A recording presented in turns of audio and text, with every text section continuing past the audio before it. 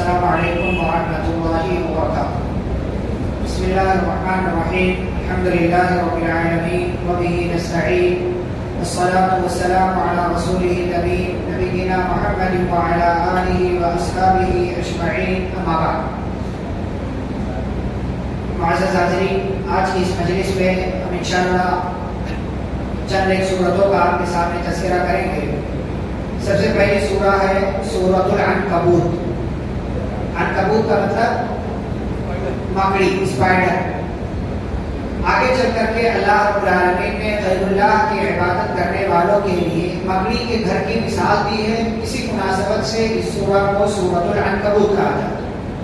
اس سورہ کا آغاز ہوتا ہے الف لام میم سے، اور اس کے بعد اللہ تعالیٰ فرماتے ہیں احسب الناس ان یترکوا، کیا لوگ یہ سمجھتے ہیں کہ انہیں چھوڑ دیا جائے گا صرف اس بات پر کہ انہوں نے کہا ہے کہ ہم ایمان لائیں؟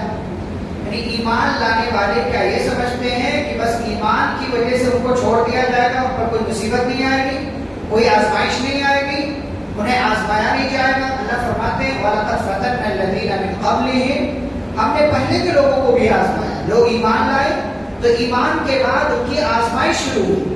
بلکہ جس کا ایمان جتنا زیادہ مضبوط ہوتا ہے اس کا امتحان اتنا ہی زیادہ ہوتا ہے. رسول اکرم صلی اللہ علیہ وسلم نے فرمایا اشد الناس بلاء الانبیاء ثم الامثل فالامثل.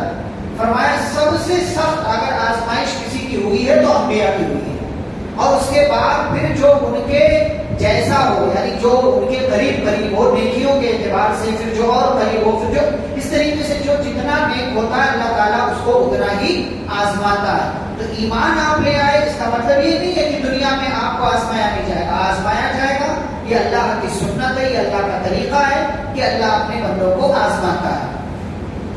آگے بڑھے تو آگے اللہ رب العالمین نے اس بات کا تذکرہ کیا کہ والدین کا مقام اونچا ہے، اور ہم نے انسان کو وصیت کی ہے کہ اپنے والدین کے ساتھ حسن سلوک کرے.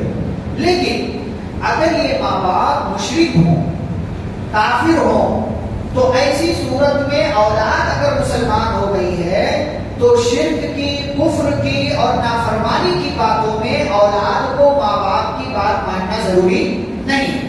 یہ سیدھا سا اصول ہے. رسول اکرم صلی اللہ علیہ وسلم نے فرما دیا لا طاعۃ لمخلوق فی معصیۃ الخالق.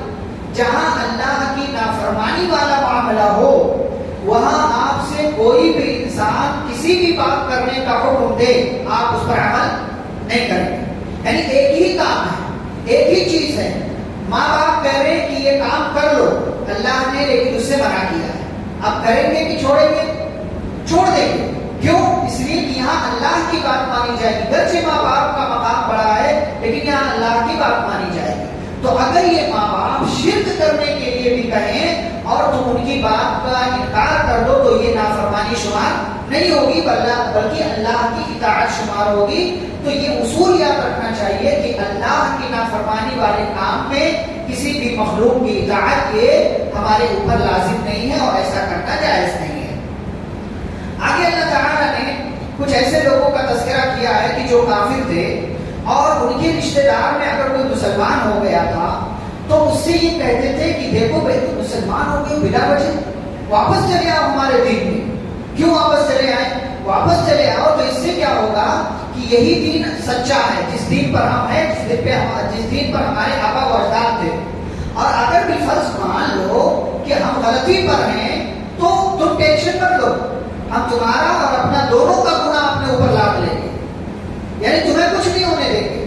تو اللہ تعالیٰ کہتے ہیں وَلَا يَحْمِلُنَّ أَثْقَالَهُمْ وَأَثْقَالًا مَعَ أَثْقَالِهِمْ. یہ ہمارے یہاں اصول نہیں ہے. ہمارے اصول ہے کہ جو کرے گا وہی بھرے گا. لیکن جس نے راستہ دکھایا ہے غلطی کا، گناہ کا، اس کو ڈبل سزا ملے گی. ایک تو یہ کہ وہ خود گناہ کر رہا ہے، دوسرے یہ کہ اس کو کسی اور کو بھی اس راستے پر لے کر کے آ رہا ہے. پھر ابراہیم علیہ السلام کا، نوح علیہ السلام کا اور قوم لوط کا تذکرہ کیا ہے. یہاں قوم لوط کے بارے میں ایک بات اللہ نے ذکر کی ہے کہ وہ کئی طرح کے گناہ، کئی طرح کی وہ غلطیاں کرتے ہیں. سب سے پہلی غلطی کیا کہ عورتوں کو چھوڑ کر مردوں سے اپنی خواہش کو پوری کرتے تھے. دوسری غلطی یہ کہ وہ اپنی ہی نسل کو اپنے ہاتھوں سے ختم کر رہے تھے. ظاہر سی بات ہے بھائی عورتوں سے نکاح نہیں کریں گے، شادی نہیں کریں گے اور ان سے جو ہے تعلق قائم نہیں ہوگا تو اولاد کیسے پیدا ہوگی؟ مردوں سے خواہش پوری کرنے سے تو اولاد نہیں پیدا ہو سکتی، تو یہ دوسری اپنے ہی ہاتھوں سے اپنی نسل کو برباد کر رہے تھے. بعض دفعہ ایسا ہی ہوتا ہے کہ ہم اپنے ہی ہاتھوں سے اپنا فیوچر خراب کر رہے ہوتے ہیں، لیکن ہمیں احساس نہیں ہوتا کہ ہم کیا کر رہے ہیں. احساس کب ہوتا ہے؟ جب بعد میں چل کر کے ٹھوکر لگتی ہے. تو یہ قوم لوط جو ہے یہ دوسری غلطی کر رہی تھی، اپنے ہی ہاتھوں سے اپنی نسل کو برباد کر رہی تھی. تیسری چیز یا تیسری غلطی جو لوگ کر رہے تھے، اللہ نے کہا کہ یہ راستے میں بیٹھتے تھے اور کسی بھی علاقے کا، صرف اپنے علاقے کے مردوں کو نہیں چھیڑتے تھے، دوسرے علاقے کے مرد اس راستے سے گزرتے تھے تو ان لوگوں کو چھیڑ کر کے زبردستی ان سے اپنی خواہش کو پوری کرتے تھے. یہ تیسری غلطی.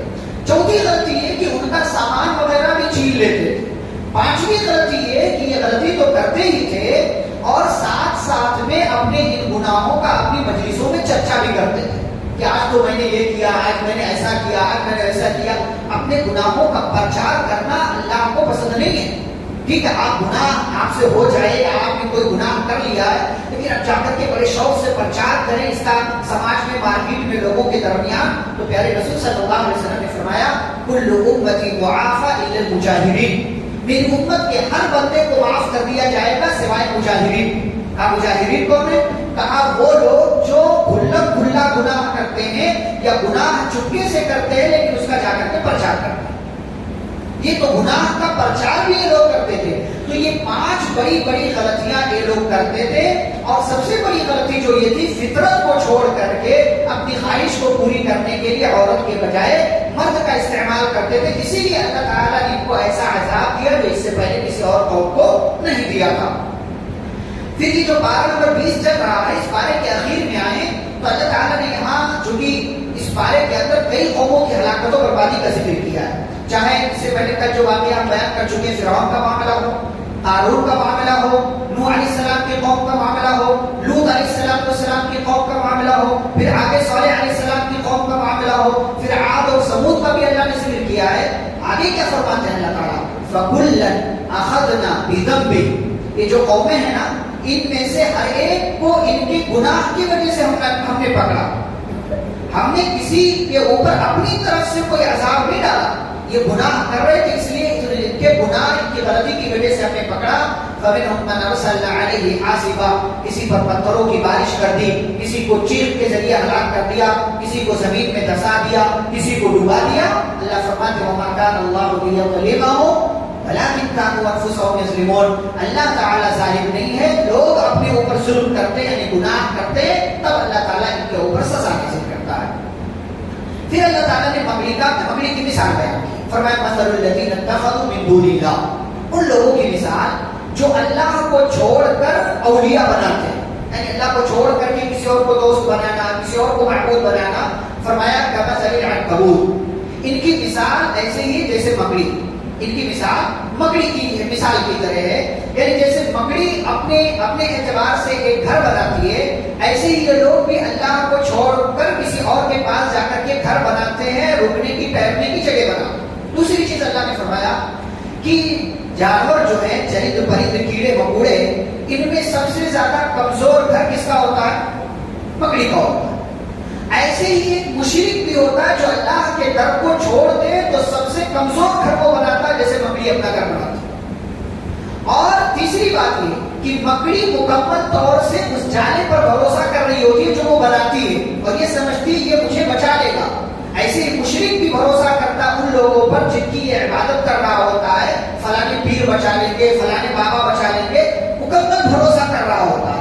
لیکن جیسے مکڑی کو اس کا جالا نہیں بچا پاتا ہے، ایسے ہی مشرک کو اس کا بابا، اس کا پیر اور اس کے جو ہے غیر اللہ جن کی عبادت کی جاتی ہے وہ نہیں بچا پائیں گے. ایک چوتھی بات اسی مثال میں ہے، وہ مثال یہ کہ مکڑی جالا کیسے بناتی ہے؟ اس کے اندر سے مواد نکلتا ہے، دھوپ جو کہہ لیجیے آپ، اسی سے وہ جالا بناتی ہے. اور اسی طریقے سے مشرک بھی جس کی عبادت کر رہا ہوتا اس کے تعلق سے اپنی زبان سے کہہ کر کے عقیدے کرتا ہے. جیسے مکڑی نا اپنے منہ سے دھوپ نکال کر کے وہ جالا بناتی ہے، گھر بناتی ہے، ایسے ہی مشرک بھی غیر اللہ کی فضیلت بیان کرنے کے لیے اپنے منہ سے من گھڑت باتیں اور بیہودہ باتیں، لایانی باتیں بیان کرتا ہے. اسی لیے آپ یاد کریں جب جیل کے دونوں ساتھیوں کو یوسف علیہ السلام نے نصیحت کی تھی تو کیا کہا تھا؟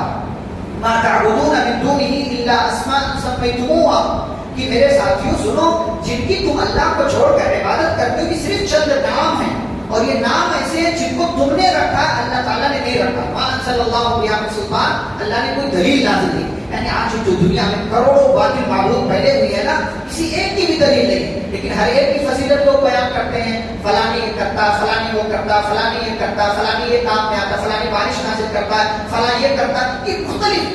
ایسے ہی جیسے مکڑی اپنے منہ سے اپنا گھر بناتی ہے اور اسی پر بھروسہ کرتی ہے، ایسے ہی مشرک بھی اپنے منہ سے اس غیر اللہ کی فضیلت بیان کرتا ہے جس کی وہ عبادت کرتا ہے اور اسی پر مکمل بھروسہ کرتا ہے. اللہ فرماتے ہیں وَإِنَّ أَوْهَنَ الْبُيُوتِ لَبَيْتُ الْعَنكَبُوتِ، جاننا چاہیے کہ گھروں میں سب سے کمزور گھر مکڑی کا گھر ہے.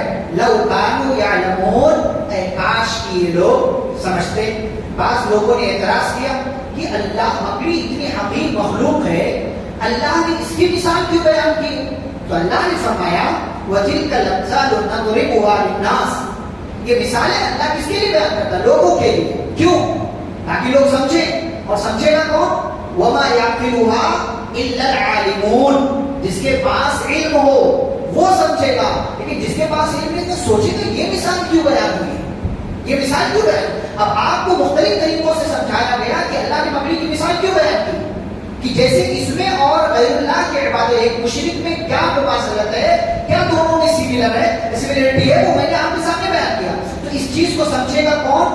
جو عالم ہوگا، جس کے پاس علم ہوگا اور جس کا یہ عقیدہ ہوگا کہ اللہ نے آسمان و زمین کو پیدا کیا ہے، لہٰذا غیر اللہ کسی بھی چیز کے مالک نہیں ہے.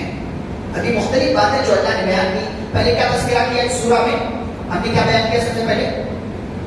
آج کی مجلس میں آزمائش کا، سب سے پہلے آزمائش. اس کے بعد شرک کے معاملے میں، نافرمانی کے معاملے میں کسی کی بھی بات نہیں ماننی. پھر قوموں کا اللہ نے تذکرہ کیا، انہیں کیوں ہلاک کیا اس کا تذکرہ کیا. غیر اللہ عبادت جس کی کرتے اس کی مثال کس طریقے کی ہے، یہ ساری باتیں جب اللہ نے بیان کر لیا اور یہ اشارہ دے دیا کہ ان ساری چیزوں سے بچو، استقامت اختیار کرو، آزمائش میں کامیاب رہو گے، ایمان اور توحید کو اپناؤ. اور کیا کرو؟ اتل ما اوحی الیک من الکتاب واقم الصلاۃ. اب اللہ فرماتے ہیں ایمان کے بعد تین بنیادی کام کرو. ایمان اور استقامت اختیار کرنے کے بعد تین بنیادی کام کرو. نمبر 1 اتل ما اوحی الیک من الکتاب، کیا کرو؟ قرآن کی تلاوت کرو. نمبر 2 واقم الصلاۃ، نماز قائم کرو. اور نماز، تیسری چیز بتانے سے پہلے اللہ نے ایک جملہ ایڈ کیا. کیا جملہ ایڈ کیا؟ ان الصلاۃ تنہی عن الفحشاء والمنکر، بے شک نماز فحاشی سے اور برائی سے روکتی ہے. فحاشی برائی میں کیا فرق ہے میں ذکر کرتا ہوں میں آپ کے ساتھ. اچھا، اس کے بعد تیسری چیز اللہ نے وَلَذِكْرُ اللَّهِ أَكْبَرُ، کیا کرو؟ اللہ کا ذکر کرو جو کیا ہے؟ بہت بڑا ہے یا سب سے بڑا ہے؟ سب سے بڑا. جو سب سے بڑا، اکبر کا مطلب سب سے بڑا. تو یہ تین چیزیں، قرآن، نماز، اللہ کا ذکر، یہ تین چیزیں آپ کی زندگی میں ہو، ایمان اور استقامت اختیار کرنے کے بعد. اب بیچ کا جو جملہ اللہ نے ذکر کیا ان الصلاۃ تنہی عن الفحشاء والمنکر، بے شک نماز برائی سے اور بدکاری سے روکتی ہے. سب سے پہلے دیکھتے ہیں فحاشی اور فحشا اور منکر میں کیا فرق ہے. فحشا اس کو کہتے ہیں جو ہماری خواہشات ہوتی ہیں، ان خواہشات پر عمل کرتے ہوئے اگر ہم کسی چیز کو کر جائیں جو نافرمانی کا کام ہے تو اس کو کیا کہتے ہیں؟ فحشا. فحش چیز جو ایک انسانی عقل جس کو گوارا نہیں کرتی ہے اور وہ لوگوں کے سامنے نہیں ہوتا ہے. اسی لیے زنا کو کیا کہتے ہیں؟ فحش کام. اللہ تعالیٰ نے اسی لیے زانیہ کو کیا کہا جاتا ہے؟ فاحشہ کہا جاتا ہے. منکر کس کو کہتے ہیں؟ جو آپ اپنے معاملات میں غلطیاں کرتے ہیں اس کو منکر کہا جاتا ہے. بھائی آپ کسی کو دھوکہ دے دیں یہ منکر ہے، آپ جھوٹ بول دیں یہ منکر ہے، آپ کسی کے ساتھ کوئی غلط معاملہ کر جائیں یہ منکر ہے، یہ 2 نمبر مال کو 1 نمبر کہہ کے بیچ دیں منکر ہے، یہ سب منکر ہے. تو یہ نماز ان دونوں طرح کی برائیوں پر بریک لگاتی ہے. لیکن ہم دیکھتے ہیں کہ ہماری نماز تو ہے لیکن ہماری نماز ہمیں برائیوں سے نہیں روکتی ہے. کیوں نہیں روکتی؟ اس لیے کہ ہم نماز کو اس کی شرطوں اور کنڈیشنز کے ساتھ نہیں پڑھتے. ڈاکٹر دوا دیتا ہے، وہ دوا کارگر کب ہوگی؟ جب آپ اس پوری شرطوں کو پوری کریں گے آپ مکمل طور سے، کہ دوا جو ہے وہ اوریجنل آپ لے کر کے آئیں، ایسا نہ ہو کہ کچھ اور دوا ہے اور آپ نے کہیں کچھ اور لے لیا کہ دوا ہی تو ہے، چلو چاہے وہ کھاؤ چاہیے کھاؤ، چلتا ہے.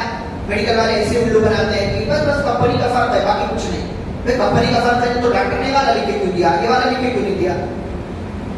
یہ تو جو ڈاکٹر نے، ڈاکٹر کا نسخہ ہے، ڈاکٹر نے بتایا ہوا. تو جو دوا ہے وہ دوا آپ کھائیں، جو ٹائم ہے وہ ٹائم پہ کھائیں، جو مقدار ہے وہ مقدار ملے. ایسا نہیں ہے کہ 4 گولی کھانے کے لیے کہا تو 8 گولی کھا لیجیے، ریئیکشن ہو جائے گا، الٹا ہو جائے گا، نقصان ہو جائے گا آپ کو. تو جو ڈاکٹر نے جو کہا اس کے حساب سے کرنا. اب ہماری نماز ہمیں نہیں روکتی ہے، کیوں؟ اس لیے کہ نماز کو اس کی شرطوں کے ساتھ ہم نہیں پوری کرتے. صحابہ کو یہ نماز برائی سے روکتی تھی، غلطی سے روکتی تھی، لیکن ہماری نماز ہمیں برائیوں سے نہیں روکتی ہے. کیوں؟ اس لیے کہ ہم نماز کو اس کی شرطوں کے ساتھ پوری نہیں کرتے. اب کسی کا پورے دے نہیں صحیح ہے، کوئی اپنے حساب سے کر رہے ہو، یہ کوئی ایسا کرتا ہے، کوئی ایسا کرتا ہے، کوئی یہاں تک لے جاتا ہے. کیا یہ سب جان بوجھ کر، مطلب جانتے ہیں لوگ کہ کیسے کرنا، اس کے باوجود جو ہے جلد بازی میں یا کسی اور طریقے سے کر لیتے. آپ تصور کریں، میں نے کہا کہ آپ کیسی نماز پڑھتے ہیں، ٹھیک ہے اچھی نماز پڑھنا چاہیے.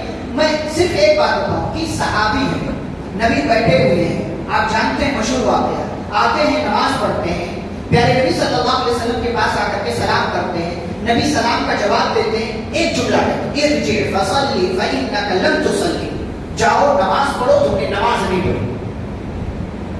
کیا کہا؟ نماز نہیں پڑھی. نماز پڑھی تھی انہوں نے، نماز پڑھی تھی انہوں نے. نبی نے کہا تمہاری نماز نہیں ہے، تم نے نماز نہیں پڑھی ہے. گئے پھر سے نماز پڑھی، پھر آئے، پھر سے کہا نبی نے ارجع فصلی فإنک لم تصلی، پھر سے گئے، پھر آئے، نبی نے کہا ارجع فصلی فإنک لم تصلی. تیسری مرتبہ جب ہو گیا تو کہا والذی بعثک بالحق ما احسن غیرہ فعلمنی. اللہ کے رسول صلی اللہ علیہ وسلم قسم اس ذات کی جس نے آپ کو حق اور سچائی کے ساتھ بھیجا ہے، میں اس سے اچھی نماز اب نہیں پڑھ سکتا. مجھے جو علم تھا اس کے حساب سے میں نے بہت اچھی نماز پڑھی ہے. فعلمنی، پھر بھی آپ کہہ رہے ہیں کہ میں واپس جاؤں نماز پڑھوں، میں نے نماز نہیں پڑھی، اب مجھے سکھا دیجیے، اب مجھے بتا دیجیے کہ غلطی کہاں ہو رہی ہے. کیا لگتا ہے ہماری نماز سے خراب نماز رہی ہوگی وہ صحابی کی؟ اس صحابی کی نماز ہماری نماز سے خراب رہی ہوگی کہ اچھی رہی ہوگی؟ اچھی رہی ہوگی. اس کے باوجود نبی صلی اللہ علیہ وسلم نے 3 مرتبہ واپس لوٹ جانے کا حکم دیا، جاؤ دوبارہ نماز پڑھو. کیا غلطی کر رہے ہیں؟ کیا غلطی کر؟ اطمینان نہیں تھا ان کی نماز، اطمینان نہیں تھا ان کی نماز. جب نبی صلی اللہ علیہ وسلم نے ان کو غلطی بتائی اور فرمایا ایسا جب یہ کرو تو یہ کرو، اس میں ایک لفظ بار بار آپ نے دہرایا، حتی تطمئن راکعا، حتی تطمئن ساجدا، حتی تطمئن قائما. اطمینان تمہیں حاصل ہے. قیام کرو اطمینان کے ساتھ، رکوع کرو اطمینان کے ساتھ، رکوع سے اٹھو اطمینان کے ساتھ کھڑے ہو جاؤ، پھر سجدے میں جاؤ اطمینان. جلد بازی نہیں ہونا چاہیے، وہ جلد بازی کر رہے ہیں. ایسی ہی کتنی غلطیاں ہم اپنی نماز میں کرتے ہیں.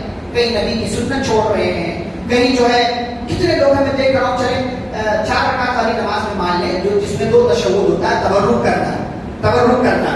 چلے 2 رکعت والی میں اختلاف ہے، کسی نے کہا کریں گے کسی نے کہا نہیں کریں. تورک سمجھتے؟ یہ لیفٹ والا پیر نکال کر کے دائیں پیر کے نیچے سے پھر زمین پر آپ کو بیٹھنا ہوتا، پیر پر نہیں بیٹھنا ہوتا. اس کو تورک کہتے ہیں، اس کو تورک کہتے ہیں. تشہد کی حالت میں جب آپ بیٹھتے ہیں، یہ آخری تشہد میں کرنا ہوتا ہے، آخری تشہد میں کرنا ہوتا ہے. مغرب کی نماز آپ پڑھیں گے، تیسری رکعت میں آخری تشہد آپ بیٹھیں گے، زمین پر بیٹھیں گے، پیر کو داہنے والے پیر سے نکال کر کے باہر نکالیں گے اور اس طریقے سے بیٹھیں گے آپ زمین پر. میں یہاں دیکھ رہا ہوں اکثریت تورک نہیں کرتی، اکثر لوگ تورک نہیں کرتے. اور پہلی صفوں کا معاملہ تو اور گڑبڑ ہے. پہلی صف کے میں آنے کے چکر میں اتنی جگہ لیتے ہیں، پھر ایک دوسرے کی نماز خراب کرتے ہیں، ایک دوسرے کی نماز خراب. اتنی جگہ میں آپ کا سجدہ ٹھیک سے کیسے ہوگا؟ یہ پتہ ہے آپ کو، یہ آپ کا جو ہاتھ ہے سجدے کی حالت میں نہ آپ کے پیٹ پر لگے، نہ آپ کی ران پر لگے، نہ آپ کے اور کہیں لگے. یہ جسم سے الگ ہونا چاہیے. یہ کب ہوگا؟ جب آپ اتنی جگہ لیں گے تب ہوگا. جب آپ اپنے کندھے کے برابر جگہ لیں گے تب اس پوزیشن میں آپ پائیں گے. اور یہی نماز کا طریقہ ہے کہ آپ قیام میں اتنی جگہ لیں جتنا آپ کا کندھا ہے، نہ اس سے وائڈ جائے اور نہ اس سے شارٹ آئے. لیکن ہم نہیں. یہ پہلی صف والوں کا معاملہ. اور پیچھے کی طرف کتنے لوگ تورک ہی نہیں کرتے، صرف بعض دفعہ میں جان بوجھ کر کے پیچھے رہ جاتا ہوں، دیکھوں گا کہ کون کیا کر رہا،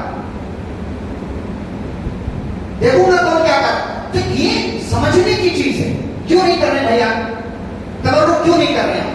کوئی مسئلہ ہے زمین پر بیٹھنے میں؟ کپڑا گندا ہوگا یا کوئی اور مسئلہ؟ بھائی آپ کو معلوم ہے تبرک کریں، زمین پر بیٹھے، پیر باہر نکالیں دائیں پیر سے لا کر کے. ایسی کتنی غلطیاں ہم کرتے ہیں، اپنی نماز سے چیک کر لیں. ایک جو ہے حضرت حذیفہ رضی اللہ تعالیٰ عنہ بیٹھے ہوئے، ایک آدمی آیا، نماز پڑھی، اس نے نماز پڑھ لی. حذیفہ رضی اللہ عنہ نے بلایا اور فرمایا کہ تم نے نماز نہیں پڑھی ہے، اور اگر اسی طریقے سے تم نماز پڑھتے رہے اور اسی پر تمہاری موت آ گئی تو تم نبی کے طریقے پر تمہاری موت نہیں ہوگی.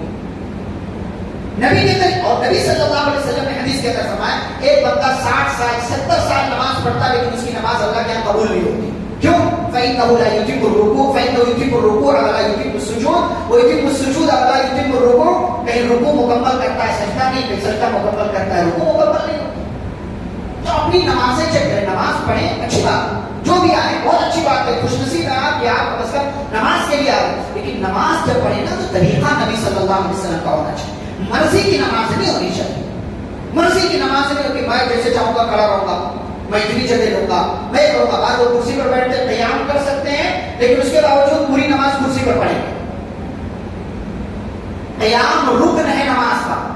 اگر استطاعت کے باوجود کوئی کھڑے ہو کر کے نماز نہیں پڑھ رہا ہے، سجدے میں تکلیف ہے ٹھیک ہے، کرسی پر بیٹھ کر کے آپ نماز ادا کر لیں، لیکن قیام جب جب امام قیام کی حالت میں ہوگا آپ کو بھی قیام کرنا پڑے گا. قیام رکن ہے، رکن چھوٹ گیا نماز نہیں ہوتی ہے. رکن چھوٹ گیا نماز نہیں ہوتی. اس چیز کو سیریسلی لے، آپ نہیں لیں گے تو آپ کی نماز آپ جانیں. پھر آپ نماز پڑھیں گے تو آپ کی نماز آپ کو برائی سے، غلط کاموں سے، فحاشی سے اور بدکاری سے نہیں روکے گی. غلطیاں آپ کرتے ہوئے چلے جائیں. تو اللہ تعالیٰ نے یہ 3 بنیادی چیز ذکر کی ہے یہاں پر. پھر اس کے بعد آگے بڑھیں تو اللہ تعالیٰ نے پھر سے قرآن کا، قرآن کی آیتوں کا تذکرہ کیا ہے. اور پھر اللہ نے کہا کہ اگر ایمان کے ساتھ، استقامت کے ساتھ، قرآن کی تلاوت کے ساتھ، نماز کے ساتھ، اللہ کے ذکر کے ساتھ کافر تمہیں پریشان کرتا ہے تو ایسی صورت میں تم صبر کرو. اور صبر کرنے کے باوجود اگر پانی سر سے اونچا ہو جا رہا ہے وہ علاقہ چھوڑ دو، وہ علاقہ چھوڑ دو. آج ہمارے یہاں دیکھیں نا لوگ بعض دفعہ کیا ہوتا ہے، پوش علاقے کے چکر میں کہ بھائی مطلب اچھی جگہ جائیں گے جہاں یہ ہو وہ ہو، اور اس کے چکر میں لوگ مسلمانوں کا علاقہ چھوڑ کر کے غیر مسلموں کے علاقے میں جا کر کے آباد ہو جاتے ہیں. پھر شکایت کریں گے نماز نہیں ہوتی تو فلانے کی مسجد میں نماز پڑھ سکتے کیا،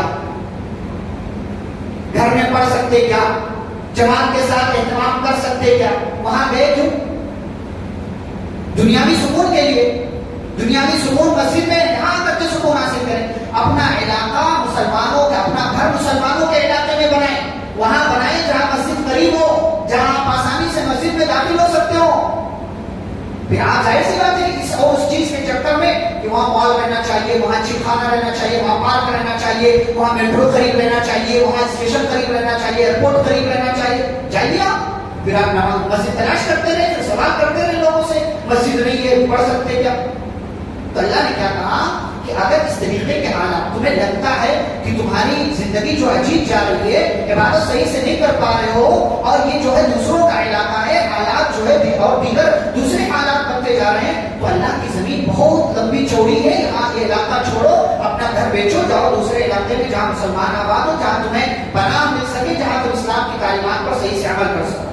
اور یاد رہے کہ چاہے زندگی پریشانی والی ہو یا خوشحالی والی ہو، کل نفس ذائقۃ الموت، ہر ایک کو مرنا ہے. چاہے زندگی اچھے سے گزرے یا جو ہے غم کے ساتھ گزرے، مرنا ہی ہے. اور مرنے کے بعد ہماری طرف لوٹ آئے جاؤ. اور ہماری طرف جب آؤ گے نا تو ہم تمہیں بہت اچھا اچھا کمرہ دیں گے. یہاں پر لنبوئنہم من الجنۃ غرفا، اللہ کا بہت اچھا اچھا تمہیں ہم کمرہ دیں گے اور ایسی جنت دیں گے جس کے نیچے نہریں جاری ہے اور عمل کرنے والوں کا بدلہ ہے. اور یاد رہے دنیا میں اگر روزی روٹی سے ڈرتے ہو، وَكَأَيٍّ مِّن دَابَّةٍ لَا تَحْمِلُ رِزْقَهَا، کیا جانوروں کو نہیں دیکھا کہ کیسے اللہ تعالیٰ جانوروں کو روزی دیتا ہے؟ کیسے اللہ تعالیٰ جانوروں کو روزی دیتا ہے؟ دیکھا نہیں؟ ان کو کہاں اتنی فکر ہوتی ہے؟ اللہ پر بھروسہ کرتے ہیں، کوشش کرتے ہیں، جنگل میں نکلتے ہیں، اللہ تعالیٰ روزی دے دیتا ہے. اور آپ تصور کریں کہ پتھر کے نیچے کیڑا ہوتا ہے، اس کیڑے کا رزق اللہ تعالیٰ اسی پتھر میں بنا دیتا ہے. وہ پتھر اس کیڑے کے لیے روزی روٹی کا ذریعہ اور سبب ہو جاتا ہے، اور ہم ہیں کہ اپنے آپ کو سب سے اچھا سمجھتے ہیں اور پھر اس کے بعد روزی روٹی کے لیے فکر مند رہتے ہیں۔ حالانکہ ایمان ہو، عقیدہ سلامت ہو، استقامت ہو، کوشش ہو، تو پھر اللہ کے نیک بندوں کو ڈرنا نہیں چاہیے کہ روزی کہاں سے ہے۔ اللہ نے پیدا کیا، اللہ ہی انتظام کرنے والا ہے۔ پھر دنیا کی زندگی کی حقیقت بیان کے اللہ نے فرمایا وَمَا هَٰذِهِ الْحَيَاةُ الدُّنْيَا إِلَّا لَهْوٌ وَلَعِبٌ، یہ دنیا کی زندگی کھیل کود ہے، تماشا ہے۔ لہو اور لعب، کیا فرق ہے دونوں میں؟ لہو اور لعب، لہو کہتے ہیں کوئی ایسا کام جو آپ کریں انٹرٹینمنٹ کے لیے، اس کو لہو کہتے ہیں۔ مثال کے طور پر کوئی آپ کی ہابی ہے کسی کام میں، کرکٹ کھیلنے آدھے گھنٹے کے لیے، یہ لہو ہے، یہ لہو ہے، کھیل کود ہے، تماشا ہے۔ اور لعب کس کو کہتے ہیں کہ کوئی مداری دکھا رہا ہو، آپ جا کر کے کھڑے ہو جائیں، تھوڑی دیر میں وہ ختم ہو جائے گا، اس کا کوئی فائدہ نہیں۔ ایسے ہی دنیا کی زندگی یہ تماشا ہے، یہ تماشا تھوڑے دن رہو گے ختم ہو جائے، جیسے مداری کا وہ کھیل اور سرکس والے کا سرکس تھوڑی دیر میں تھوڑے دن میں ختم ہو جاتا ہے، ایسے تمہاری دنیا کی زندگی تھوڑے دن میں ختم ہو جائے گی۔ وَإِنَّ الدَّارَ الْآخِرَةَ لَهِيَ الْحَيَوَانُ، لیکن آخرت کی زندگی کیا ہے؟ باقی رہ جانے والی۔ یہاں پر اللہ نے دنیا کی زندگی کے لیے لفظ استعمال کیا حیات، اور آخرت کی زندگی کے لیے لفظ استعمال کیا حیوان۔ زندگی تو دونوں ہے، تو دنیا کی زندگی کے لیے حیات کیوں اور آخرت کی زندگی کے لیے حیوان کیوں؟ دونوں میں فرق کیا ہے؟ دونوں میں فرق یہ ہے کہ عربی کا ایک قاعدہ ہے کہ جب الفاظ زیادہ ہوتے ہیں تو اس کا معنی بھی زیادہ ہو جاتا ہے۔ حیات میں کتنے لفظ ہیں؟ 4۔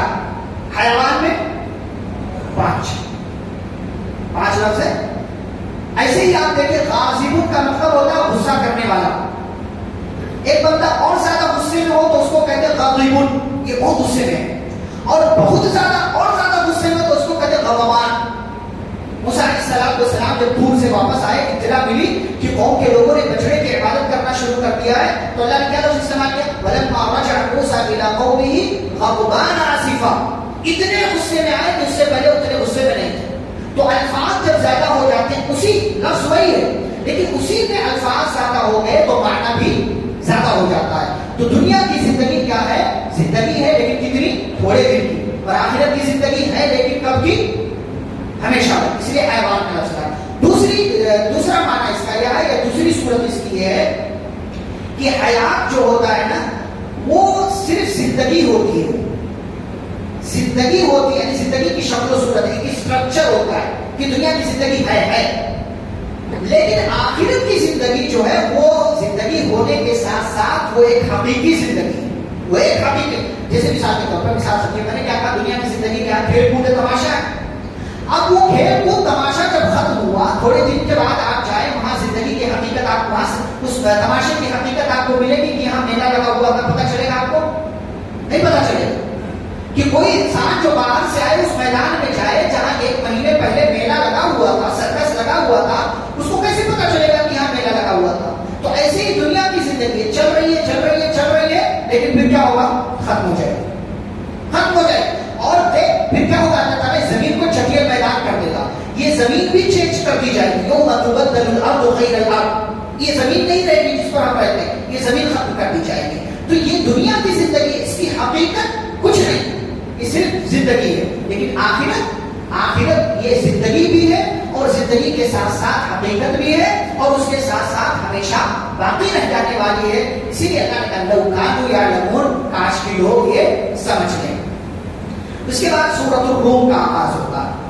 روم یہ ایک جانتے ہیں آپ ملک ہے، رومن امپائر، آپ جانتے ہیں بڑی حکومت تھی، سپر پاور طاقت تھی نبی صلی اللہ علیہ وسلم کے زمانے میں، اور اس کے شروع میں اللہ تعالیٰ نے رومیوں کی ہار کا، ان کی شکست کا تذکرہ کیا۔ یہ کب ہوا؟ آپ صلی اللہ علیہ وسلم کے نبی بنائے جانے سے پہلے 602 عیسوی سے، آپ صلی اللہ علیہ وسلم کتنے عیسوی میں پیدا ہوئے؟ 570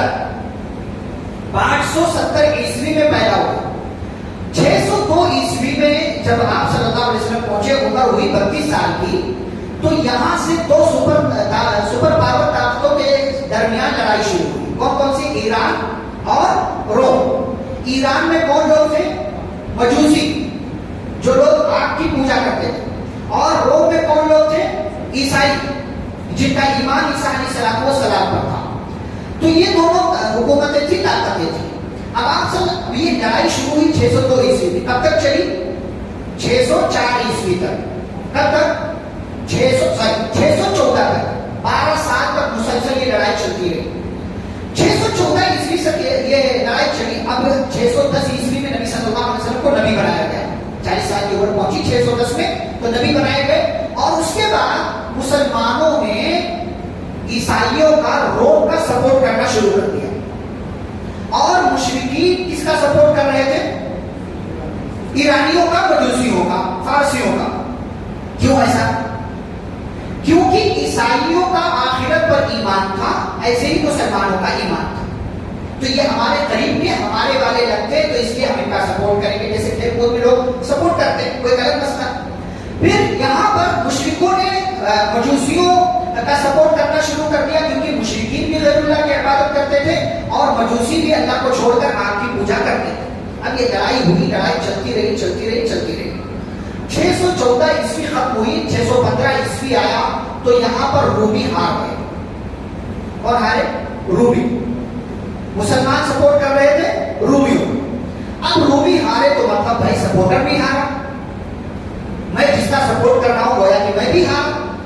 اب کافروں کو یہ بات معلوم تھی مکہ کے کہ مسلمان رومیوں کا سپورٹ کرتے ہیں. اب جب رومی ہارے تو یہ کافر لوگ بڑے خوش ہوئے اور مسلمانوں کو جو ہے چڑھانے لگے کہ بھائی تمہاری والی ٹیم تو آ گئی. ایسے دنیا میں چڑھاتے ہیں، میچ ہوتا ہے اور اسپورٹس ہوتے ہیں، دیگر چیزیں ہوتی ہیں، تو لوگ چڑھانے لگے. اسی چکر میں آ کر کے اللہ نے یہ آیت کریمہ نازل کی، تسلی دیا غلبت الروم، کہ رومی مغلوب ہو گئے یعنی ہار گئے. یہ قریب کی سرزمین میں. لیکن اللہ تعالیٰ نے کہا فی بضع سنین، چند ہی سالوں میں وہ پھر سے جیت جائیں گے. اللہ نے بضع کا لفظ استعمال کیا. بضع کہتے ہیں 3 سے 10 تک کی گنتی کو. عربی زبان میں 3 سے 10 تک کے درمیان کی جو گنتی، یعنی اگر یہ کہا جائے کہ 3 سے 10 سال کے درمیان ہمارا کوئی کام ہو جائے گا تو اس کے لیے بضع کا لفظ استعمال کیا جاتا ہے. باب وار عین. اب یہ اللہ تعالیٰ نے جب نازل کر دی آیت تو مسلمان بڑے خوش ہو گئے کہ بھائی جلدی رومی جیت جائیں گے جن کا ہم سپورٹ کر رہے ہیں. تو اسی چکر میں آ کر کے ابو بکر رضی اللہ عنہ نے اس سے شرط لگا لیا. بعض روایتوں میں آتا ابو جہل سے، بعض روایتوں میں آتا ابی بن خلف سے. ابی بن خلف کون ہے؟ امیہ بن خلف کا بھائی. دونوں بڑے بدماش، ایک نمبر کے بدماش، اچھٹ جاہل، مطلب سردار تھے لیکن اس کے باوجود تک اچھٹ قسم کے انسان نے مسلمانوں کو پریشان. اور امیہ بن خلف بلال رضی اللہ عنہ کا مالک تھا. بلال رضی اللہ عنہ اسی کو غلام تھے، اسی کا بھائی ابی بن خلف تھا. شرط لگا لیا. کیا شرط لگایا؟ کہا فکر نہ کرو، زیادہ خوش ہونے کی ضرورت نہیں ہے، 3 سال میں پھر سے رومی جیت جائیں گے، پھر ہم خوش ہوں گے. اور 10 گھوڑوں کی شرط لگائی یا اونٹوں کی. بہرحال میرے ذہن میں اونٹوں کی شاید شرط لگا لی، 10 اونٹوں کی. نبی صلی اللہ علیہ وسلم سے آ کر کے بتایا کہ میں نے اس زمانے میں شرط جائز تھی. اس طریقے سے شرط لگانا کہ اگر میری والی ٹیم جیت گئی تو تم مجھے 10,000 دو گے اور تمہاری والی ٹیم جیت گئی تو میں 10,000 دوں گا. یہ اب حرام ہے. ایسی شرط لگانا اب حرام ہے. سمجھ رہے؟ اسی لیے جو بچے جا کر کے کرکٹ میچ کھیلتے ہیں نا اور کہتے ہیں کہ اگر تمہاری والی ٹیم جیتی تو ہم اتنا دیں گے، تم جیتے تو ہم جیتے تو تم اتنا ہمیں دو گے. یہ جوا ہے. یہ جوا، کیونکہ اس میں ایک کا فائدہ دوسرے کا نقصان. کوئی تیسری پارٹی کرائے اور کہے کہ جو جیتے گا اس کو ہماری طرف سے اتنا ملے گا، یہ جائز ہے. لیکن اگر وہی دونوں پارٹیاں آپس میں کرتی ہیں اور کہتی ہیں کہ جو جیتے گا اس کو پورا ملے گا، جو ہارے گا اس کو کچھ نہیں ملے گا، یہ جوا، یہ حرام ہے. اب یہ جائز نہیں، یہ شرط اب جائز نہیں، پہلے جائز تھی. تو ابو بکر رضی اللہ تعالیٰ نے شرط لگا لیا. نبی صلی اللہ علیہ وسلم نے کہا کہ ایک کام کرو، جاؤ سال والی مدت بڑھا لو. 3 سال مت کرو، کیونکہ 20 رکعت کتنے پر بولا جاتا ہے؟ 3 سے 10. تو کہا جاؤ 10 سال کی مدت کر لو، کہ 10 سال. اب ابی بن خلف، اور نبی نے یہ بھی کہا کہ اونٹوں کی تعداد بھی بڑھا لو، 10 کے بجائے 100 کر لو. کیوں کہا؟ ابو بکر کا نقصان چاہ رہے تھے؟ نہیں، ایمان اتنا تھا کہ اللہ نے کہا تو رومی جیتیں گے، اور رومی جیتیں گے تو ابو بکر جیتیں گے، ابو بکر جیتیں گے تو 100 اونٹ ملیں گے. اس لیے اپنے دوست کا نقصان نہیں کروں گا بلکہ فائدہ کروں گا. کہا جاؤ سال بھی بڑھوا لو اور اونٹوں کی تعداد بھی بڑھوا لو. گئے اور کہا کہ بھائی 3 والا نہیں رہے گا، اب 10. وہ اتنا جو ہے مست تھا کہ ایسا 3 سال مطلب اتنے 10 سال بھی مان لو کیسے ممکن ہے کہ ایرانیوں کو یہ رومی ہرا دے. ٹھیک ہے جاؤ 10 سال کر لو اور اونٹوں کی تعداد بھی بڑھا دی گئی. اور پھر چند ہی سال گزرے تھے کہ رومیوں نے ایرانیوں کو پٹخنی دی اور ابو بکر صدیق رضی اللہ تعالیٰ عنہ یہ شرط جیت گئے. تو یہ تسلی ہے اس میں مسلمانوں کو بھی, حالات تمہارے خلاف ہو تو گھبراؤ نہیں, تسلی رکھو, ایمان رکھو, اللہ تعالیٰ سے مانگو, اللہ تعالیٰ تمہاری مدد کرے گا. اسی لیے اللہ تعالیٰ نے ایک اور لفظ استعمال کیا, پتہ ہے کیا جملہ آئے یعلمون ظاہرا من الحیات الدنیا. اللہ نے کیا کہا, دنیا میں بہت سے لوگ ایسے ہیں جو دنیا کے بارے میں بہت بڑی بڑی ڈگریاں ان کے پاس ہیں, دنیاوی علم کے تعلق سے ان کے پاس بڑی بڑی ڈگریاں ہیں, لیکن وہ عن الآخرۃ هم غافلون, آخرت کے معاملے میں بالکل بورے ہیں, کچھ نہیں آتا, دین کی باتیں کچھ نہیں آتی, لیکن دنیا کی باتوں میں کیا ہے, ماسٹر ہے, بڑی بڑی ڈگریاں, پی ایچ ڈی, اور پتہ نہیں کون سی ڈگریاں ان کے پاس. امام حسن بصری رحمہ اللہ کہتے ہیں اس آیت کی تفسیر میں, کہتے ہیں میں جانتا ہوں ایسے لوگوں کو کہ وہ دنیاوی چیزوں کے اتنے ماہر ہیں کہ وہ درہم کو اپنی انگلی پر ناخن پر رکھیں گے اور بتا دیں گے کہ یہ درہم کتنے وزن کا ہے. ان کا تجربہ اتنا ہے دنیا کے معاملے میں کہ درہم کے سکے کو ناخن پر رکھیں گے اور ایسا تول لیں گے اور بتا دیں گے کہ اس کا وزن کتنا ہے. لیکن یہی لوگ دنیا دین کے معاملے میں اتنے جاہل ہیں کہ ان کو ایک لفظ نہیں آتا لامپس بون, کچھ نہیں آتا ہے. آپ سماج میں دیکھ لیں, کسی پر تنقید نہیں ہے, یہ سمجھانے کے لیے کتنے ڈاکٹر ایسے ہیں, کتنے انجینئر ایسے ہیں, کتنے جو ہے ماسٹر ایسے ہیں, کتنے اور جو ہے کسی اور طبقے والے انسان ہوں گے, دنیا کی ڈگری بڑی بڑی ان کے پاس ہے, لیکن اگر قرآن کو پڑھنا نہیں آتا, دعا یاد کرنے والے کو یاد ہی نہیں ہوتی, یہ نہیں ہوتا, وہ نہیں ہوتا, دین کی چیزیں مشکل لگتی ہیں اور دنیا کی بڑی بڑی ڈگریاں ان کے پاس. اللہ نے کہا کچھ تو سوچو, خبر نہیں آتا سب کو روفی سے سوچنا چاہیے, غور و فکر کرنا چاہیے. دیکھو یہ کائنات, یہ سسٹم, یہ نظام اور یہ سب کچھ دیکھو, اللہ کی باتوں میں غور کرو, قرآن پڑھو, حدیث پڑھو اور اللہ رب العالمین کی تعلیمات کو سمجھو, اور پھر دین کے ساتھ ساتھ دنیا, ان دونوں کو بیلنس کر کے چلو. کہیں ایسا نہ ہو کہ دنیا کو بناؤ لیکن تمہاری آخرت بگڑ جائے. پھر اللہ رب العالمین نے اپنی مختلف تخلیقات کا تذکرہ کیا, جس کے بارے میں ہم پیچھے کئی مرتبہ بیان کر چکے ہیں, بات کر چکے ہیں. اللہ تعالیٰ نے انسانوں کی پیدائش کا تذکرہ کیا اور اسی طریقے سے زندے سے مردہ, مختلف باتیں اللہ رب العالمین نے ذکر کی. پھر آگے کیا کہا, وَلَهُ الْمَثَلُ الْأَعْلَى, اللہ کے لیے بہت اعلیٰ مثال. وَلَهُ الْمَثَلُ الْأَعْلَى فِي السَّمَاوَاتِ وَالْأَرْضِ, اللہ کو سمجھنا چاہو تو بڑی آسانی سے سمجھ سکتے ہو, دنیا کی کوئی بھی چیز دیکھ لو, اللہ تبارک و تعالیٰ کو سمجھنا تمہارے لیے آسان ہو جائے گا. آگے اللہ تعالیٰ بیان کرتے ہیں کہ کسی بھی قوم کو ہم ہلاک و برباد کیوں کرتے ہیں. تو اللہ تعالیٰ نے بتایا کہ ہم ظالم نہیں ہیں, ہم جب انسان کوئی غلطی کرتا ہے نا تب اس کے بعد جا کر کے ہم انسان کو کسی مصیبت میں گرفتار کرتے. ظہر الفساد فی البر والبحر بما کسبت ایدی الناس لیذیقہم بعض الذی عملوا لعلہم یرجعون, کہ ہم انسانوں کے درمیان جو فتنہ اور فساد پھیلا ہوا ہے اس کی وجہ کیا ہے, یہ انسانوں کی حرکت, انسانوں کے اعمال کی وجہ سے. کیوں, اور اس کے باوجود ہم ان کو عذاب کیوں دیتے ہیں, لیذیقہم بعض الذی عملوا, تاکہ یہ جب مصیبت میں گرفتار ہو لعلہم یرجعون تو پلٹ کر کہاں آئیں, ہمارے پاس, یعنی اللہ کی طرف پلٹیں, اپنی غلطی کو دیکھیں, غلطی کا احساس کریں کہ اللہ تعالیٰ نے سزا دی ہے تو گناہ سے توبہ کر کے ہماری طرف پلٹ آئیں گے. اس کے بعد اسی قسم کی اور بات اللہ نے ذکر کی ہے, آسمان سے بارش کیسے نازل ہوتا ہے, انسانوں کو اللہ تعالیٰ نے حکم دیا کہ زمین میں جاؤ, گھومو پھرو, اللہ تعالیٰ کی نشانیاں دیکھو, غور و فکر کرو کہ کیسے اللہ تعالیٰ یہ سارے معاملات انجام دیتا ہے. اور پھر انہی ساری باتوں پر یہ سورۃ الروم مکمل ہوتی ہے. اس کے بعد سورہ لقمان کا آغاز ہوتا ہے. لقمان آپ جانتے ہیں بہت بڑے حکیم تھے, بعض لوگوں نے نبی بھی کہا, لیکن بہرحال جو بھی رہے وہ نبی ہو نہ ہو, لیکن ایک بہت اچھے انسان تھے, ایمان والے تھے, توحید پرست تھے, اللہ رب العالمین کی عبادت کرنے والے تھے. انہی کے نام پر یہ سورہ. اس سورہ میں آغاز میں اللہ رب العالمین نے قرآن کے تعلق سے بات بیان کی. پھر اس کے بعد کہا کہ کچھ لوگ ایسے ہیں کہ جو لہو الحدیث خریدتے ہیں. لہو الحدیث یعنی گانا, میوزک. آج دیکھیں کتنے اچھے اچھے لوگ ہیں, لیکن وہ اچھی چیزوں میں, قرآن کی تلاوت میں بھی لوگ بیک گراؤنڈ میوزک ڈال دیتے ہیں. اچھی بات ہے, اس کو ایڈٹ کریں گے اور اس میں بھی جا کر کے وہ میوزک ڈال اور کہتے ہیں ووکل ہے.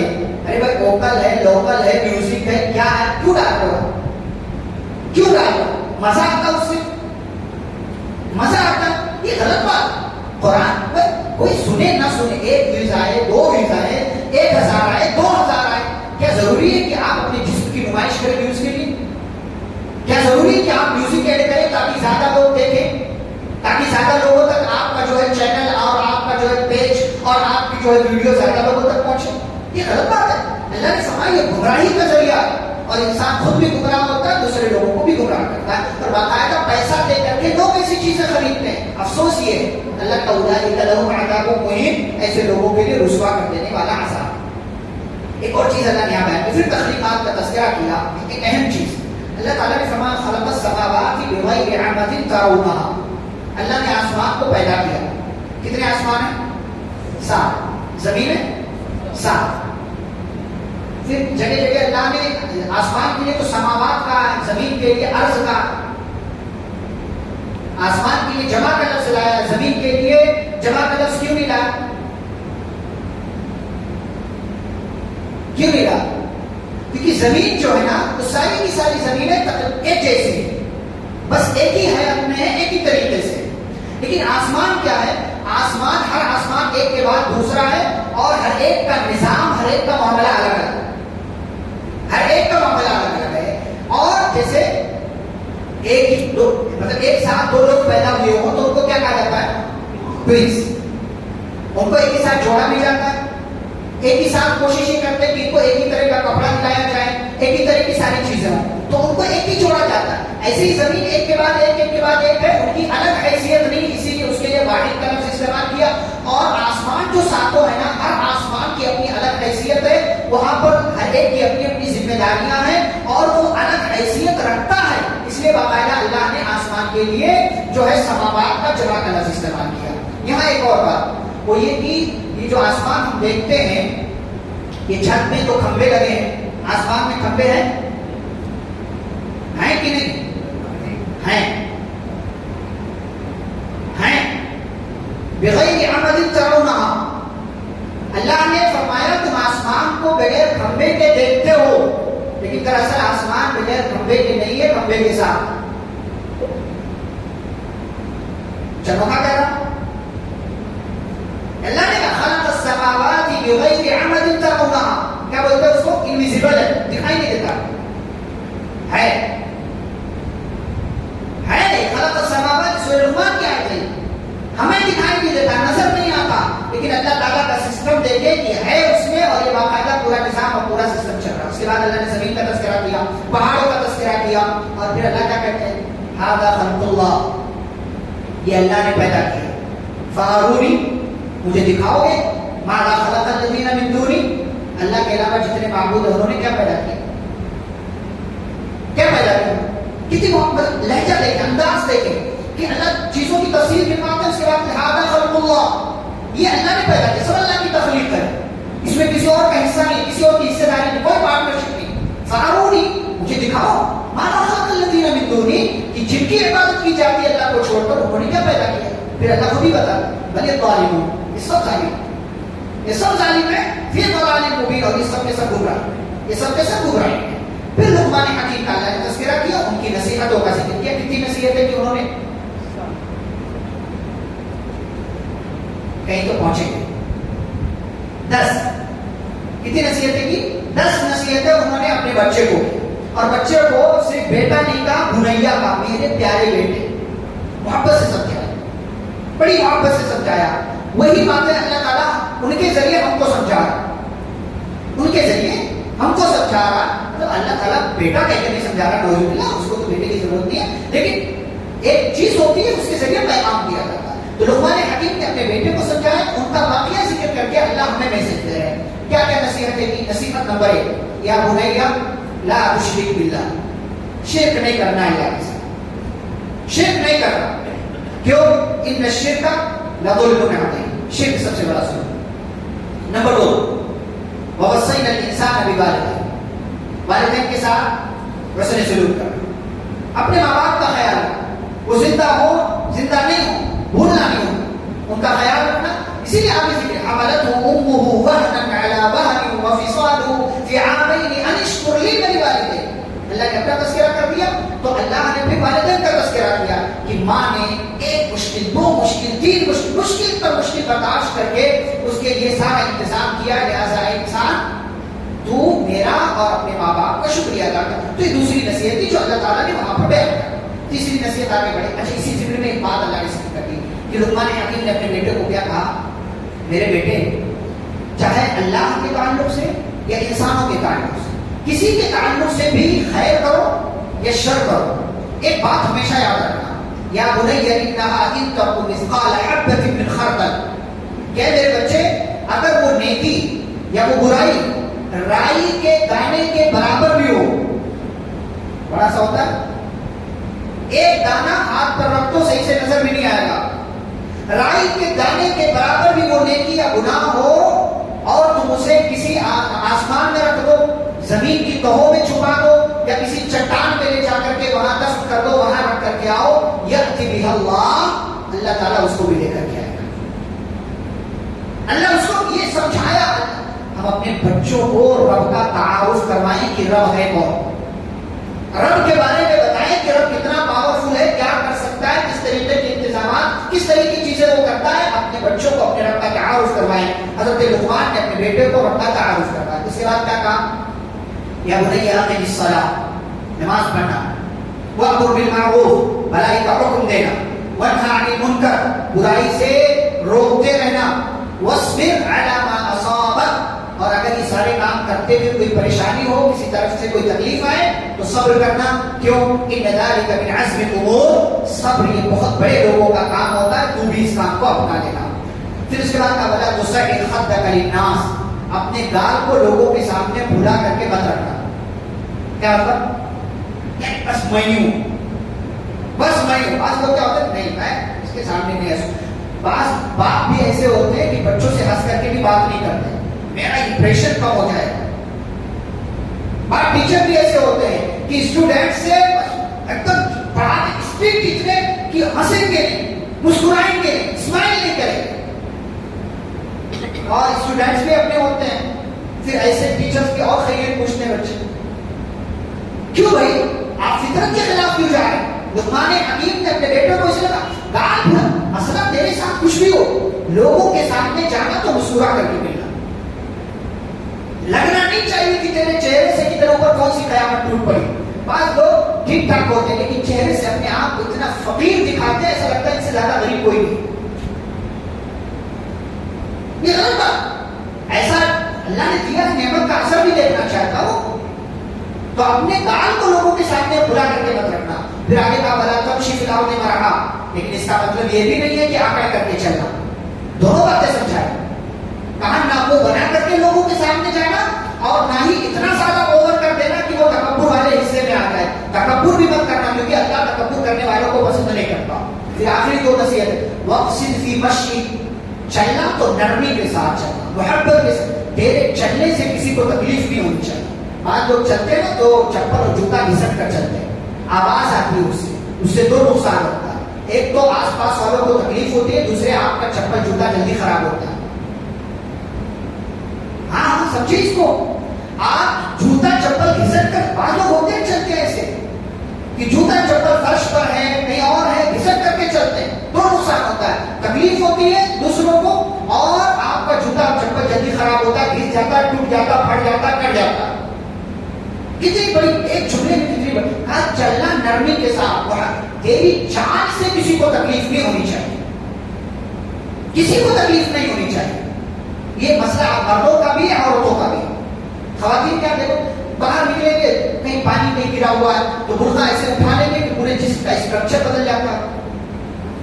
برقع سامنے سے ایسا پکڑ لیا، ایسا فولڈ کر لیا تو اب برقع جو تھوڑا ڈھیلا تھا وہ ٹائٹ ہو جاتا ہے. ٹائٹ ہونے کی وجہ سے کیا ہے، جسم کے اعضاء نمایاں ہو جاتے ہیں. تو اس سے کیا ہوتا ہے، لوگوں کو گناہ کا ذریعہ آپ بنا رہے ہیں، اپنے جسم کو لوگوں کے لیے گناہ کا ذریعہ بنا. تو کہا چلو تو ایسے چلو کہ نہ تمہاری چال سے تمہیں تکلیف ہو نہ تمہاری چال سے کسی اور کو تکلیف ہو.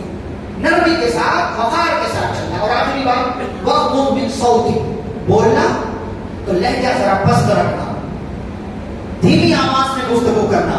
اچھا اس سے علماء نے مسئلہ نکالا ہے کہ آپ کی گاڑی میں جو ہارن ہو وہ ہارن تیز نہیں ہونا چاہیے. اتنا ہو کہ بس آپ کے آگے والے کو پتا چل جائے کہ ہاں پیچھے گاڑی ہے. ہمارے لوگ الگ سے سائلنسر لگواتے ہیں ہمارے نوجوان.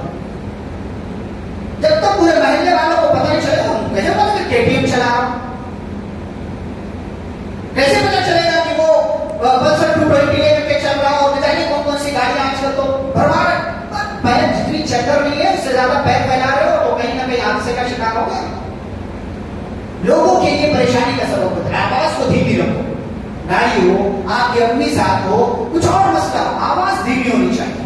اس آواز کی وجہ سے کسی کو تکلیف. اور اگر اونچی آواز میں بولنا, اونچی آواز اگر اچھی مانی جاتی تو فرمایا ان انکر الاصوات لصوت الحمیر, آوازوں میں سب سے بری آواز گدھے کی آواز. بہت زور سے بولتا ہے لیکن کوئی اس کی آواز پسند کرتا نہیں پسند کرتا. تو اونچی آواز میں بولنا کوئی اچھی چیز نہیں ہے. ہاں جہاں ضرورت پڑے وہاں بولیے, جہاں ضرورت پڑے وہاں بولیے. بھائی کہیں کوئی واقعی آپ پر لڑائی ہو رہی ہے سامنے والا تو آپ اپنی بات رکھیے, یا اور کوئی مسئلہ آ گیا وہاں پر زور سے بولیے, اونچی آواز میں بولیے. لیکن یہ کیا کہ آپ عام بات چیت کر رہے ہو, اتنا اونچا اونچا بول رہے, ایسا لگ رہا ہے کہ مطلب آپ شور شرابہ کر رہے ہیں. اس سے یاد ہے کہ آج لوگ پیچھے بیٹھ جائے, بھائی آپ کو نماز نہیں پڑھنا مت پڑھو, لیکن پیچھے بیٹھ کر آپ بات کرتے, یہ کون سی حد تک. ابھی اتنی اونچی کی آواز میں بات کروں کہ آپ ڈسٹرب ہوتا ہے. ہم جیسے لوگ رہتے ایسے لوگوں کو مسجد سے باہر کر دیں, ڈسٹرب ہوتا ہے. یہاں کتنی محنت, قرآن اتنی عظیم کتاب ہے, اللہ نے کہا پہاڑ پر نازل کر دیا ہوتا تو یہ پہاڑ ریزا ریزا ہو جاتا. وہاں حافظ کھڑے ہو کر کے پڑھتا ہے اور وہاں بندہ بیٹھ کر کے بات کر رہا, شرم نہیں آتی. سو کتنی تکلیف ہوگی اس کی آواز سے, جو ہے کنفیوژن ہوتا ہے کہ کہیں پیچھے والا لقمہ تو نہیں دے رہا, کیا ہو گیا کہ پیچھے سے آواز آ رہی ہے, بات چیت ہو رہی ہے, کیوں ایسی حرکت ہے. بولنا ہو تو حالات, جگہ, مقام دیکھ کر کے بولو, اور بولو تو دھیمی آواز میں بولو, تمہاری آواز سے کسی کو تکلیف نہیں ہونی چاہیے. پھر اس سورہ کے اخیر میں اللہ تعالیٰ نے مفاتیح الغیب کا تذکرہ کیا. مفاتیح الغیب کیا؟ غیب کی کنجیاں کتنی ہیں؟ 5. اللہ نے فرمایا غیب کی چابیاں کس کے پاس ہیں؟ اللہ کے پاس. عالم الغیب کس کو کہتے ہیں؟ غیب کا جاننے والا. غیب کا جاننے والا کسی کو کب مانا جائے گا؟ جب وہ کسی بھی چیز کو بلا واسطہ جان لے, وہ عالم الغیب. بلا واسطہ یعنی ڈائریکٹ کسی چیز کو آپ جان لے, مطلب کسی چیز کو ڈائریکٹ جان لے جو پردے میں, لیکن اس کے باوجود آپ بنا کسی سورس کے اس چیز کو جان لیتے. جیسے مثال کے طور پر اس دیوار کے باہر ابھی کون کھڑا ہے مجھے نہیں پتا, لیکن اگر مجھے میں دیکھ لوں ایسے تو گویا کہ میں عالم الغیب ہوں. اور یہ کسی بھی انسان کی صفت نہیں ہو سکتی, یہ اللہ تعالیٰ کی صفت ہے. اللہ تعالیٰ کسی کو بتا دے وہ عالم الغیب ہوگا نہیں ہوگا. اس کے پاس غیب کا علم ہوگا, وہ عالم الغیب نہیں ہوگا. دونوں میں فرق ہے. غیب کا علم ہونا کسی کے بتانے, اللہ کے بتانے کی وجہ سے یہ اور چیز ہے, اور اپنے آپ میں عالم الغیب ہونا یہ اور چیز ہے. دونوں میں فرق ہے. نبی صلی اللہ علیہ وسلم کو اللہ نے غیب کی باتیں بتائیں تو آپ صلی اللہ علیہ وسلم کو معلوم ہوئی, بذات خود نبی اکرم صلی اللہ علیہ وسلم کو غیب کا علم نہیں تھا.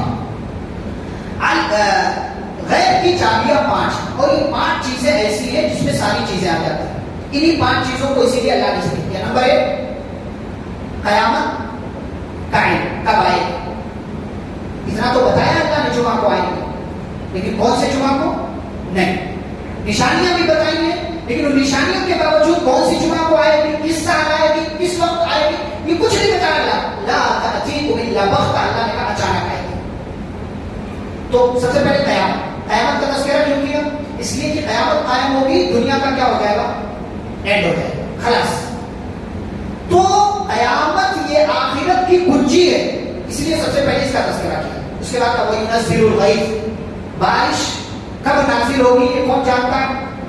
اللہ جانتا ہے. سائنس بھی تو جانتی ہے نا. 1 ہفتے کا موبائل نکالیے سب, ابھی 1 ہفتے کا بتائے گا کہ کتنی گرمی ہوگی, کتنی دھوپ نکلے گی, بارش ہونے کا امکان ہے کہ نہیں ہے. بتایا کس نے اس کو؟ عالم الغیب ہے نہیں. کیوں؟ اس لیے کہ وہ سورس کے ذریعے اس کو معلوم ہو رہا, ٹیکنالوجی کے ذریعے معلوم ہو رہا, اور یہ صلاحیت کس نے دی ہے؟ اللہ تعالیٰ. اس میں بھی وہ 100% نہیں بتاتا, وہ پاسبلٹی بتاتا, امکان بتاتا کہ ممکن ہے, لیکن وہ یہ نہیں بتا سکتا کہ یہاں جو ہے بارش ہوگی کہ یہاں. آپ دیکھیں اللہ تعالیٰ کا نظام کہ ایک ہی علاقے میں یہاں بارش ہو رہی ہے یہاں نہیں ہو رہی ہے، یہ اللہ کا نظام. لیکن یہ نظام سائنس والا نظام کیا کہتا ہے؟ پورے نظام آباد کے بارے میں بتائے گا بارش ہو رہی ہے، لیکن نظام آباد کی ایک گلی میں بارش ہو رہی ہے دوسری والی گلی میں بارش نہیں ہو رہی ہے، یہ نہیں بتائے گا آپ کو. تو بارش اور بارش کا تذکرہ کیوں کیا؟ اس لیے کہ بارش میں انسانوں کے لیے، جناتوں کے لیے، جانوروں کے لیے، نباتات کے لیے، ہر طرح کے لوگوں کے لیے زندگی ہے، اور اس زندگی کا حقیقی علم کس کو ہے؟ اللہ تعالیٰ. تیسری چیز اللہ نے فرمایا وَيَعْلَمُ مَا فِي الْأَرْحَامِ، ماں کے پیٹ میں کیا ہے یہ کون جانتا؟ اللہ. ماں کے پیٹ کا تذکرہ کیوں کیا؟ اس لیے کہ یہاں سے زندگی کا آغاز ہوتا، یہاں سے زندگی کا آغاز ہوتا. اب اس زندگی کا جو آغاز ہو رہا ہے یہ بیٹا ہے کہ بیٹی ہے کون جانتا ہے؟ اللہ جانتا ہے. آج بھی پتہ لگا لیتے ہیں لوگ، لیکن کب؟ 4 مہینے کے بعد. ان سے بہت ذرا 4 مہینے سے پہلے بتا دیں کہ بیٹا ہے کہ بیٹی ہے، بتائیں کوئی. 4 مہینے میں روح پھونکی جاتی ہے تب جا کر کے وہ بتا پاتا کہ لڑکا ہے کہ لڑکی ہے، اور وہ بھی جرم ہے بتانا. جرم ہے بتانا، رائٹ ہے اس پر کہ نہیں بتانا اس کو کہ لڑکا ہے کہ لڑکی ہے. اچھا اس میں بھی یہ نیک ہوگا، برا ہوگا، صحیح ہوگا، غلط ہوگا، کیا ہوگا، اس کی قسمت، اس کا مستقبل ڈاکٹر بتاتا نہیں بتاتا. تو اللہ تعالیٰ ماں کے پیٹ میں کیا ہے، اس کی اصل کیفیت کیا ہونے والی ہے، اللہ تعالیٰ کو اس کا علم، اور یہاں سے زندگی کا آغاز ہوتا ہے. اسی لیے ماں کے پیٹ کا تذکرہ. اس کے بعد وما تدری نفس ماذا تکسب غدا، کل کون کیا کمائے گا کون جانتا ہے؟ اللہ تعالیٰ جانتا ہے. اللہ تعالیٰ کو اس کا علم. کیوں اس کا تذکرہ کیا؟ کمائی کا تذکرہ کیوں کیا؟ اس لیے کہ اب جس زندگی کا آغاز ہوگا اس زندگی کا انحصار کس پر ہے؟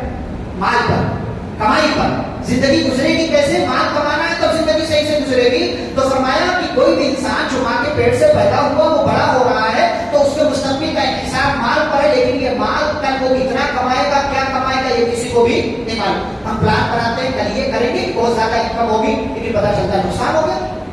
ہم صرف پلان بنا سکتے ہیں لیکن کتنا ہوگا یہ اللہ تعالیٰ کو معلوم. اور آخری بات وما تدری نفس بأي أرض تموت، کہاں کب کون کیسے کس طریقے سے مرے گا یہ اللہ تعالیٰ کے علاوہ کسی کو نہیں معلوم. پوری زندگی ہم یہاں پر ہیں، انتقال کہیں اور ہوتا ہے، انتقال کہیں اور ہوتا ہے. پچھلے سے پچھلے والے میں آپ حیدرآباد کے گلبرگہ کے سیڑم کے کتنے لوگ عمرہ کے لیے گئے تھے، وہاں کا انتقال ایکسیڈنٹ ہوا. بس ایکسیڈنٹ شاید آپ لوگوں نے سنا، 15 سے 16 لوگ وہاں انتقال ہو گیا، ایکسیڈنٹ ہوا ان کا. تو ہم نہیں جانتے ہمارا کہاں انتقال. خالد بن ولید پوری زندگی لڑائی کے میدان میں انتقال کہاں ہوا؟ بستر پر ہوا. تو کسی کو نہیں پتا کہ کس کی موت کہاں آئے گی. تو یہ 5 بنیادی چیزیں، اور جتنی بھی غیب کی باتیں ہیں ان میں سے ہر بات کا تعلق انہیں 5 چیزوں میں سے کسی ایک سے ہے. اسی لیے اللہ نے ان 5 چیزوں کا تذکرہ کیا اور پھر اللہ نے جملے کے ساتھ بات ختم کی. ان اللہ علیم خبیر، جاننے والا بھی اللہ ہے، خبر رکھنے والا بھی اللہ رب العالمین ہے. اس کے بعد سورۃ السجدہ ہے، وہاں سے انشاءاللہ ہم کل سے آغاز کریں گے سورۃ السجدہ، پھر اس کے بعد سورۃ الاحزاب اور سورۃ سبا وغیرہ. کل انشاءاللہ ہم 4 سورتیں دیکھیں گے. اللہ رب العالمین سے دعا ہے اللہ ہم سبھی کو قرآن حدیث کی باتوں کو سننے، پڑھنے، سمجھنے اور پر عمل کرنے کی باتوں کو دوسروں تک پہنچانے کی توفیق عطا فرمائے. آمین. صلی اللہ علیہ نبی کریم. سبحانک اللہم و بحمدک، اشہد ان لا الہ الا انت، استغفرک و اتوب الیک. والسلام علیکم ورحمۃ اللہ وبرکاتہ.